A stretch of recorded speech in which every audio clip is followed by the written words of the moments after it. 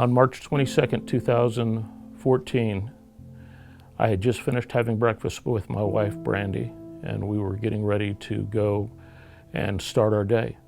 Suddenly the water stopped, then the power went out. Then I heard rumbling, and I was thinking to myself when I heard the rumbling, that must be the Navy jets that fly up the valley every weekend on low altitude training. But it never stopped, and so I started running toward the hallway, and I heard my wife Brandy call my name.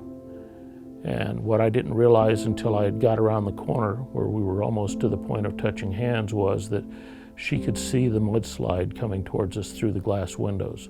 And as I turned into the very last corner of the hallway to get into a door jamb, my wife and I had reached out towards each other, and within a matter of a second, that part of the house disappeared.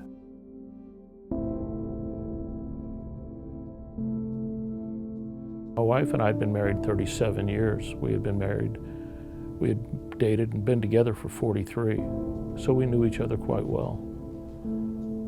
And I didn't feel any anxiety whatsoever. I knew that she was gone.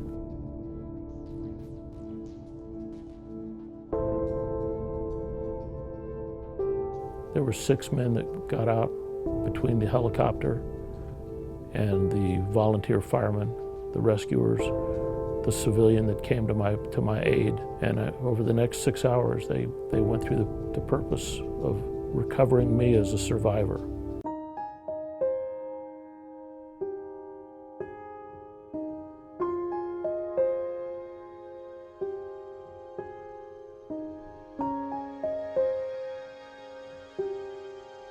You know, when I think about Blue, my service dog, he was not found until the 3rd day.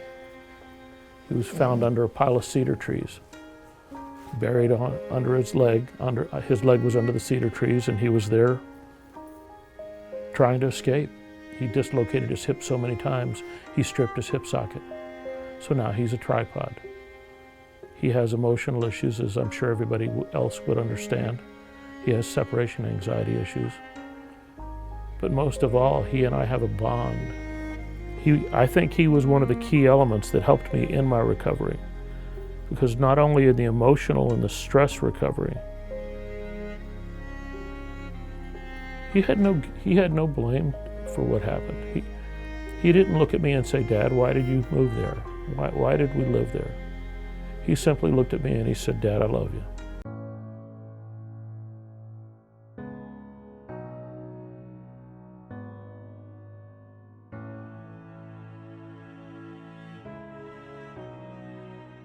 The hard part now is sitting back thinking about where do we go from here?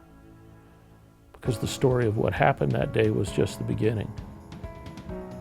But now what we're looking at is we're trying to figure out how to make a place where everyone can go and figure out how to clean out the cobwebs that have happened in our heads. And we're looking to find a way to put up a memorial,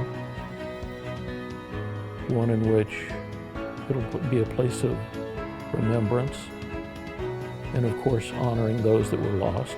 But we as a community need to help put together a spot to where the firemen and the volunteers, they need to have a place to go to where they can pay respect, where they can try to put some rest to what's happened.